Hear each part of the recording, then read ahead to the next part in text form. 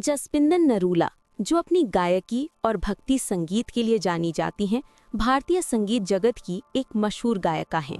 उनका जन्म 14 नवंबर 1970 को हुआ था। जसपिंदर नरूला का नाम आते ही मन में भक्ति संगीत, पंजाबी लोक संगीत और बॉलीवुड के बेहतरीन गीतों की छवि उभरती है। अपने अनोखे अंदाज और सशक्त आवाज के कारण वे न केवल भारत में बल्कि अंतर्राष्ट्रीय स्तर पर भी एक पहचाना हुआ नाम है। उनकी आवाज में एक ऐसा दम है जिसे सुनकर सुनने वाले मंत्रमुग्ध हो जाते हैं। जसपिंदर नरूला का संगीत से परिचय बचपन में ही हो गया था और उनके पिता के नरूला एक जाने माने संगीतकार थे। उन्होंने घर पर ही अपनी बेटी को संगीत की शिक्षा दी और उन्हें इस क्षेत्र में प्रोत्साहित किया। जसपिंदर ने अपनी गायकी की बुनियादी शिक्षा अपने पिता से ली और पंजाबी लोक संगीत में माहिर हो गई। इसके अलावा उन्होंने हिंदुस्तानी शास्त्रीय संगीत का भी प्रशिक्षण लिया, जिसने उनकी आवाज़ को और सशक्त बनाया। जसपिंदर नरूला ने अपने करियर की शुरुआत पंजाबी लोक गीतों से की थी। पंजाबी संगीत में उनका योगदान अहम है और उनके द्वारा गाए गए भक्ति गीतों ने उन्हें व्यापक लोकप्रियता दिलाई। जसपिंदर नरूला की बॉलीवुड में एंट्री 1999 में आई फिल्म प्यार तो होना ही था के हिट गाने प्यार तो होना ही था से हुई थी। हालांकि इस गीत से उन्हें असली पहचान मिली, लेकिन बॉलीवुड में उनका सफ़र चुनौतीपूर्ण था।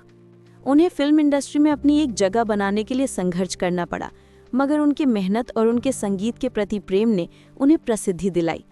उनके द्वारा गाया गया बल्ले बल्ले, बिच्छू और तुझे देख के, बादल और आँखियों से गोली मारे जैसे गाने आज भी श्रोताओं को गुदगुदा देते हैं और उनकी पहचान बने हुए हैं।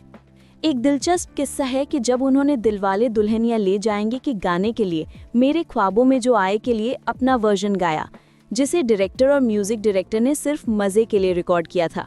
लेकिन जब शाहरुख खान ने इसे सुना तो उन्होंने जसपिंदर नरूला के वर्जन की तारीफ की। हालांकि फिल्म में लता मंगेशकर का गाया वर्जन ही रखा गया, पर यह वाकया उनके करियर के खास पलों में से एक था। जसपिंदर नरूला का भक्ति संगीत के क्षेत्र में भी बहुत बड़ा योगदान है।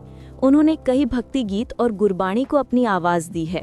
उनके भक्ति गीत जैसे ओम जय जगदीश हरे और मेरा दिल ये पुकारे आजा लोगों के दिलों में बसे हुए हैं। उन्होंने गुरु ग्रंथ साहिब से प्रेरित कई गीत भी गाए, जो धार्मिक और आध्यात्मिक रूप से बहुत महत्वपूर्ण माने जाते हैं। उनके गाए हुए भक्ति गीतों में एक दिव्यता है जो श्रोताओं को शांति का अनुभव कराती है। जसपिंदर नरूला की शादी 2008 में हुई और शादी के बाद उन्होंने कुछ समय के लिए संगीत से दूरी बना ली थी। उन्होंने खुद कहा था कि शादी के बाद उनकी प्राथमिकता उनके परिवार और घर के दायित्व थे। इसके कारण उन्होंने कुछ समय के लिए अपने करियर से ब्रेक लिया और अपने परिवार पर ध्यान केंद्रित किया। हालांकि उन्होंने जल्द ही संगीत की ओर वापस लौटने का निर्णय लिया, क्योंकि संगीत उनके जीवन का एक अहम हिस्सा था। परिवार की जिम्मेदारियां निभाते हुए भी वे अपनी संगीत साधना में लगी रहीं और धीरे धीरे फिर से परफॉर्मेंस और रिकॉर्डिंग्स में सक्रिय हो गईं। उनके जीवन का एक और अनोखा किस्सा तब का है जब एक फैन ने उन्हें शादी का प्रस्ताव दिया था। वो फैन उनके गानों का दीवाना था और हर जगह उनकी परफॉर्मेंस देखने जाता था। एक बार जब उन्होंने जसपिंदर को व्यक्तिगत रूप से मिलने का मौका पाया तो उसने सीधे तौर पर शादी का प्रस्ताव दे दिया।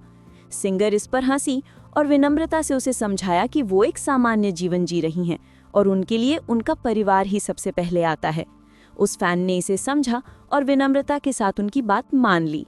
इस किस्से के बाद वे दोनों अच्छे दोस्त बन गए और वो फैन आज भी उनके प्रति गहरा सम्मान रखता है। दोस्तों, आपको हमारी वीडियो कैसी लगी कमेंट करके बताएं।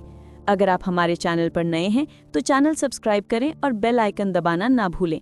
जल्द मिलते हैं किसी और वीडियो के साथ। तब तक के लिए आदाब, नमस्कार, खुदा हाफिज।